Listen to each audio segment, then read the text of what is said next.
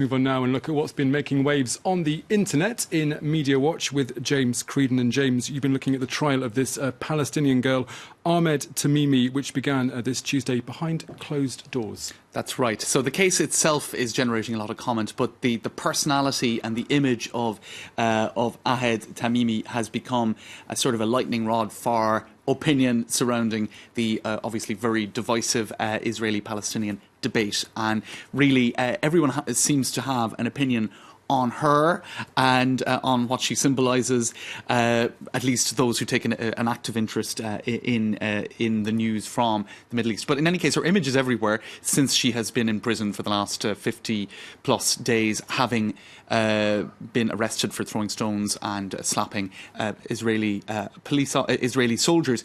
And you'll notice that she's quite charismatic. She has this very dramatic curly hair. She often looks at the camera and smiles.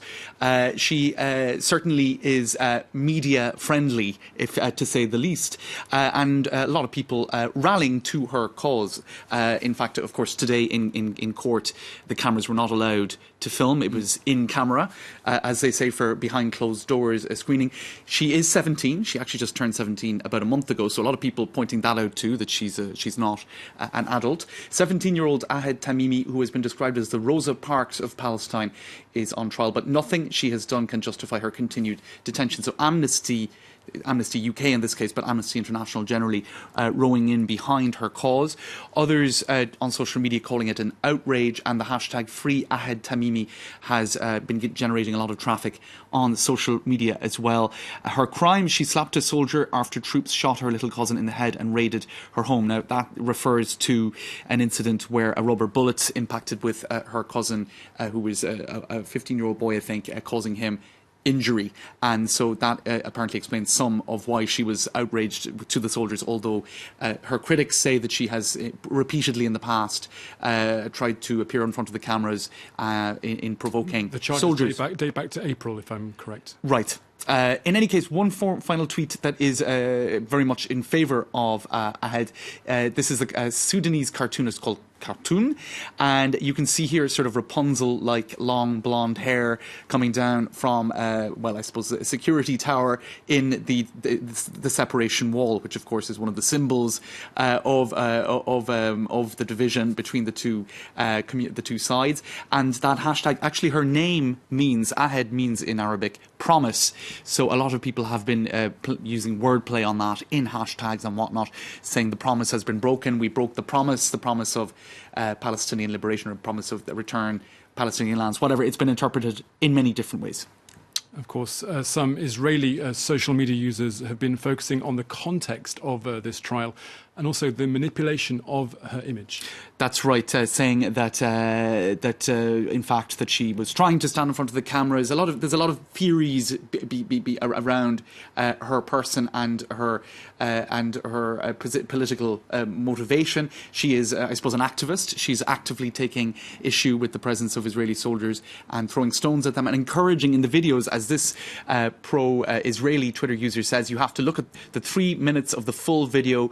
You have to look at the context and ask yourself what country would tolerate this behaviour. And indeed, she is somewhat aggressive towards the soldiers. But of course, those who are in her favour would argue that she's aggressive with the soldiers because she considers the soldiers to be there in occupation. But those videos are being shared. Ahed Tamimi message to the world, where she is saying you should throw stones at these soldiers, and other. So many people are sharing that video, saying, look, how can anyone defend this sort of behaviour? And you can see that the videos are also being shared, entitled "Palestinian Girl Kicks Israeli Soldiers as a Provocation." So the context of what happened is being utilised by both sides to argue whatever side they're on, if you like. And finally, James, her appearance has also been a source of debate, and some internet users have actually been doubting if she is in fact Palestinian. Well, the debate got very heated on some sides, and indeed because of her appearance, some said might she be an actor? Could this be an example of what some in Israel refer to as Pallywood? In other words, somewhat staged events, or events that are clearly for the intention of the media in order to serve the Palestinian political ends, if you like. So there was a sort of rather unsavoury debate about whether or not she was Palestinian, because she's sort of blue-eyed and blonde haired. Of course, she is Palestinian. And this website, the Canada Talks Israel-Palestine.